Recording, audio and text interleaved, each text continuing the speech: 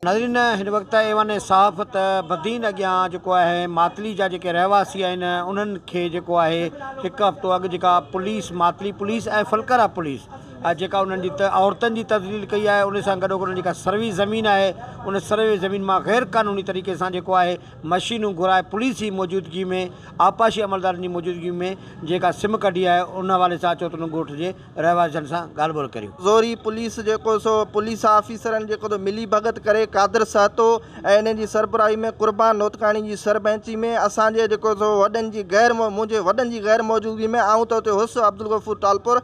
बहरहाल उते जेको तो ज़ोरी सिम नालो कढियो वियो जंहिंमें 5 खां 10 मोबाइलूं हुयूं, तक़रीबन 100 पुलिस वारनि जो जेको तो तइदाद हो।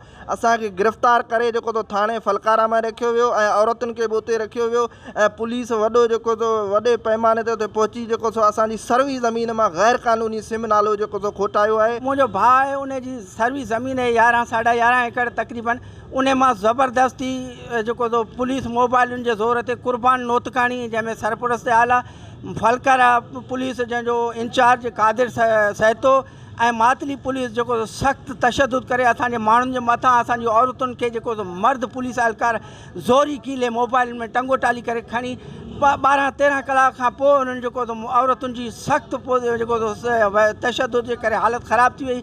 उन खां पोइ असां आज़ादु कयो वियो। असां आला अख़्तियारनि खां इहो मुतालबो था करियूं त महिरबानी करे असां मज़लूमनि जी जेको जल्द में जल्द असांजी जेको मदद कई वञे ऐं असां सां इंसाफ़ कयो वञे। सॼे बदीन ज़िले जी अॼु टोटल पुलिस गॾु थी वई, जंहिंमें असांखे जेको ॿधी जेको वशाणू तशदुद कयो वियो ऐं असांजे घरनि ते छापा हया विया। ज़ोरी जेको औरतुनि खे गिरफ़्तार करे जेको फलकारा थाणे ते खणी विया आहिनि। उन लाइ असांजी अपील है त महिरबानी करे IG सिंध ऐं DC बदीन खे अपील है त महिरबानी करे असां सां इंसाफ़ कयो वञे। अगरि कयो त असां रोडनि ते निकिरंदासीं, असां जेको सभु कुझु कंदासीं। असांजी सर्वी ज़मीन जंहिंमें 10-15 लख जो फसल बीठल हो, 2 करोड़ जी असांजी ज़मीन हुई। असां ते कुर्बान नोतकाणी जी अॻुवानी में पुलिस मातली ऐं फलकारा थाणे जी पुलिस जेको असां ते चढ़ाई करे 10 खां 15 मोबाइलूं ॻोठ ते घेरो करे असांखे ॿाहिरि निकिरण न ॾिनूं। उन बावजूदि असीं ॿनी ते वियासीं, असांखे ज़ोरी लठियूं हणी गिरफ़्तार करे फलकारा थाणे ते रखियो वियो।